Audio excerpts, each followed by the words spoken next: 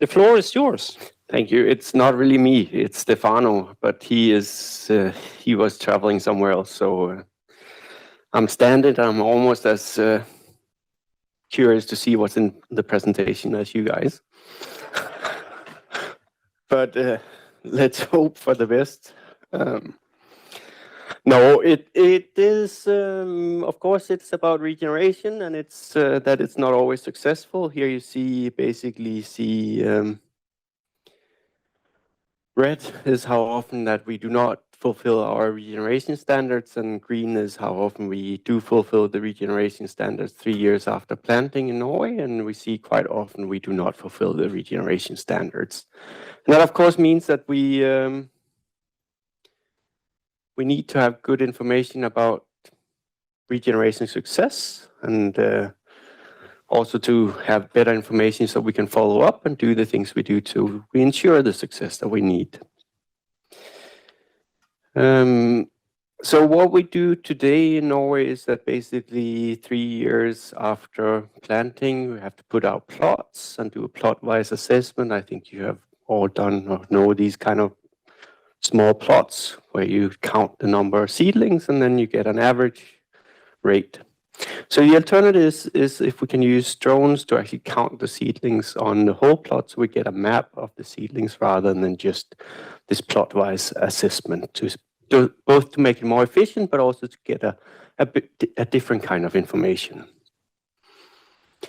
So basically what is done here is that the idea is to use what we can say commercial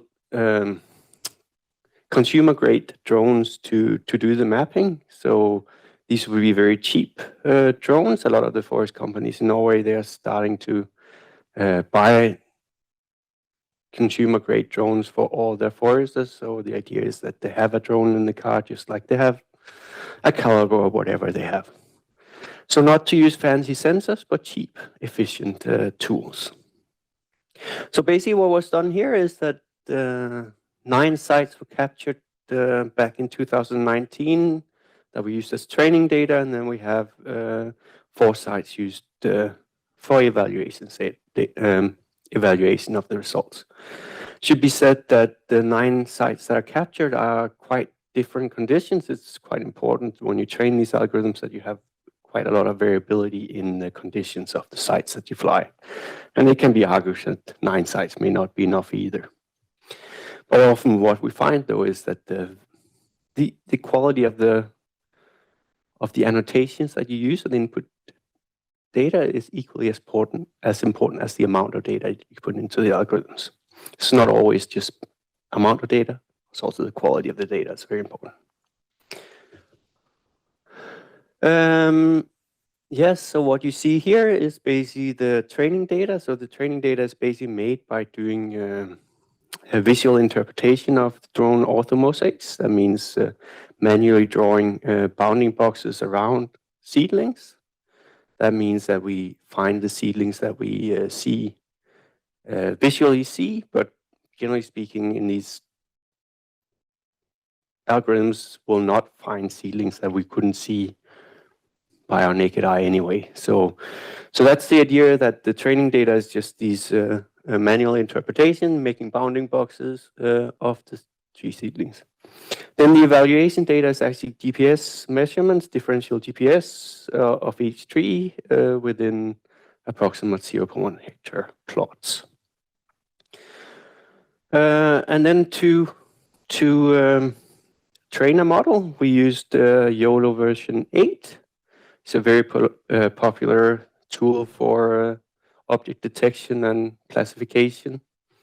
Actually, this whole presentation is the same as we did in a PhD course that we had a couple of months ago in Smart Forest, and all the students made their own algorithms, and it can be done very fast and very efficiently. So I think some of the people in the audience that were in the course, so they may have a better algorithm than we have, which is, of course, also part of the idea.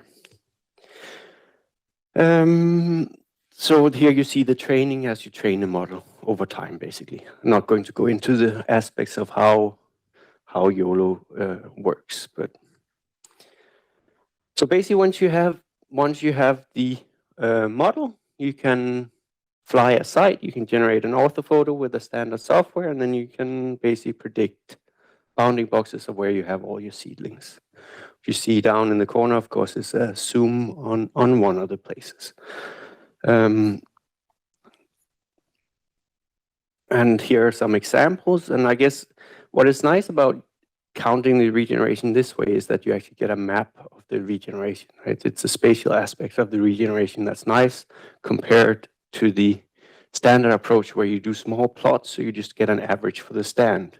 If you have large variability within the stand, then the question is, of course, always, what does the mean tell you? That's, I guess, one of these very standard issues that we have with means in forestry and spatial phenomena. Another way of looking at it, you could create heat maps of densities and all that to try to look at areas where you are concerned about low densities of seedlings. Of course, it's always easy to make nice maps and figures when you do remote sensing. The problem is always if it tells you something real or not. So the evaluation here you see on the plots in situ GPS measurements and then predictions. To a large extent, we have quite a good overlap, but we also have both false positives, and certainly we're also missing quite a few of the seedlings. It should be said that these are small seedlings. They're only up to 3 years after planting. You have quite a lot of vegetation, which does obscure a lot of the plants. And of course, as you see, this is done in spring and fall because midsummer is completely impossible. So you have a relatively narrow window where this may be possible to do, realistically. So what are the results? Well, as you can see here, it's that we have an underestimation, quite a systematically underestimation.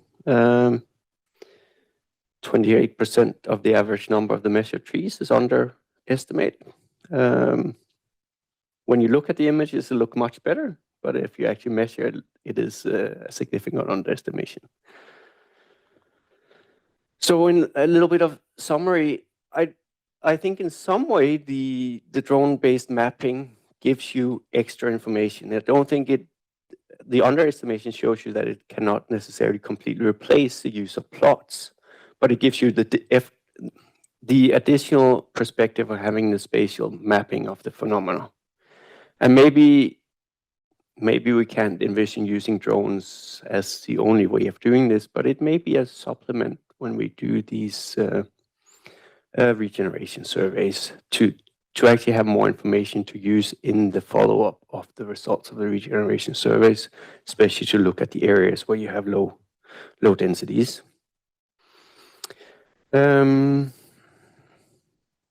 Yeah. Basically, the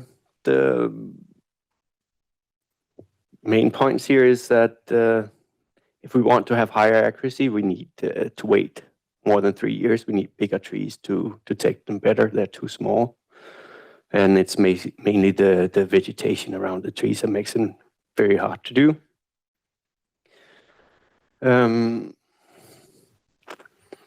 And then, of course, the